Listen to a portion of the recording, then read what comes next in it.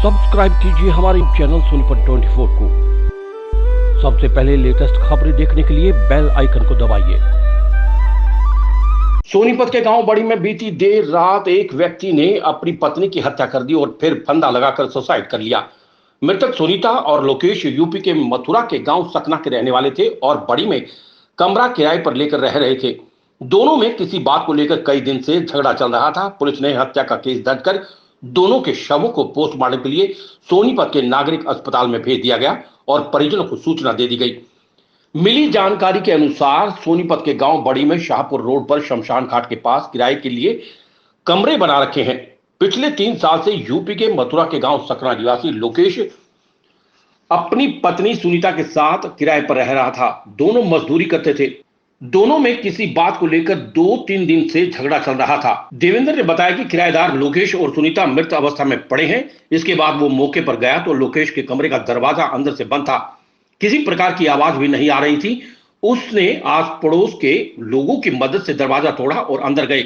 वहां उन्होंने देखा कि महिला सुनीता बेड पर मृत हालत में पड़ी हुई है।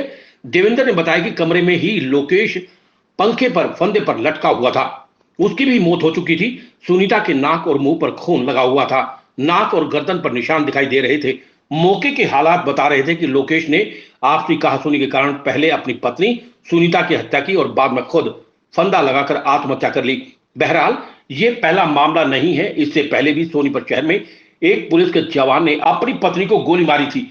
इसके अलावा गन्नौर के गांधीनगर में एक पति ने अपनी पत्नी की गोली मारकर मौत के घाट उतार दिया था और अब पहले पत्नी की हत्या की और बाद में सुसाइड का मामला सामने आया है। जिसके बाद एक बात तो साफ है कि कहीं ना कहीं घरेलू विवाद पति पत्नी के बीच दरारें पैदा कर रहा है और ऐसी वारदातें सामने आ रही हैं जिन पर लगाम लगाने की बहुत ज्यादा जरूरत है। सोनीपत 24 के लिए रमेश कुमार की रिपोर्ट। ये मेरा मकान है जी बड़ी में और किराए के लिए बना रखा है।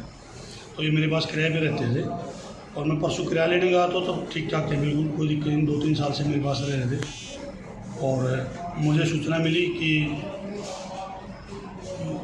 कोई अंदर ना बदबू आ रही है और जो पड़ोसियों ने देखा तो ये लटके हुए थे। मुझे सूचना दी गई। मैंने मौके पर पहुँच के देखा तो ये पड़ी हुई थी और ये लटकी हुई। कब से रह रहे थे आपके यहाँ किराए पे? ये 2-3 साल से रह रहे मेरे पास। क्या नाम था इसका, लड़के का और इसकी घरवाली का? इसका नाम था सर लोकेश और इसकी पत्नी का नाम था सुनीता। क्या काम करते थे? ये फैक्ट्री में यहाँ इंडस्ट्री में नौकरी करते थे, मजदूरी करते थे। कुछ पता लगा है किस कारण इसने अपनी पत्नी की हत्या की और अपने आप सुसाइड किया? नहीं सर, इसका कुछ नहीं पता लगा। हमने तो जैसे ही पता लगा हमने पुलिस को सूचना कर दी और जैसे पुलिस आ गई फिर कार्रवाई की। कल शाम को मैं इन्फॉर्मेशन मिली थी कि बड़ी गांव की कोई कॉलोनी है, बड़ी कॉलोनी बोलते हैं जिसको, उसमें कोई कपल ने सुसाइड किया है। इन्फॉर्मेशन ये थी, बट जब मौके पे पहुंचे तो देखा कि बड़ी गांव के लेबर क्वार्टर में एक लड़का और एक उसकी घरवाली मृत अवस्था में पड़े थे। लड़का पंखे के लटका हुआ था जबकि घरवाली बेड में लेटी हुई थी। सबसे पहले हमारी डायल 112 मौके पर गई थी। उन्होंने दरवाज़ा तोड़ा और दरवाज़ा तोड़ के देखा उस लेडीज़ की, वो लेडीज़ भी एक्सपायर हो चुकी थी। इसके बाद में हमने मौके पे स्पेशल क्राइम टीम बुलाई और सत्तू साहब मौके पे गया। मैंने भी मौके का विजिट किया था तो देखने में आया कि उसका पति लोकेश है, जो उसने पहले अपनी घरवाली के गले में कोई दुपट्टा वगैरह डाल के खींचा है और उसके नाक पे कुछ थोड़ी चोट भी लगी हुई है। तो उसने उसका मर्डर करके और फिर उसने हैंगिंग की है।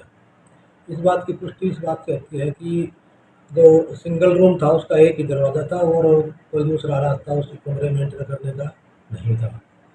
इससे प्रथम दृष्टा हमें ये पता लगा है कि लोकेश ने है जो अपनी पत्नी का पहले मर्डर किया है और उसके बाद वो उसने सुसाइड किया है। धारा 302 मर्डर के तहत मुकदमा दर्ज कर दिया और आज उनका पोस्टमार्टम कराया जाएगा। आगे तफ्तीश में कोई नई बात आती है तो देखी जाएगी। सर किस कारण से? इस कंट्रोल रूम से सूचना प्राप्त हुई थी कपल सुसाइड की, बट मौके पर जाने पर पता लगा कि ये जो मैंने मामला बताया इससे मामला हुआ है। अब किस कारण से हुआ है, क्या हुआ है, उसके घर वालों को इन्फॉर्म किया है। उसके मृतका की घरवाली, उसके मम्मी पापा है या मृतक के घरवाले हैं, उनको इन्फॉर्मेशन की है और वो बीच रास्ते में शायद शाम तक आएंगे। सर क्या नाम है? ये ऑलरेडी शायद मेरे को इतना पता लगा, ये मथुरा के रहने वाले थे और बड़ी गांव की जो इंडस्ट्री एरिया है उसमें मेहनत मजदूरी करते थे।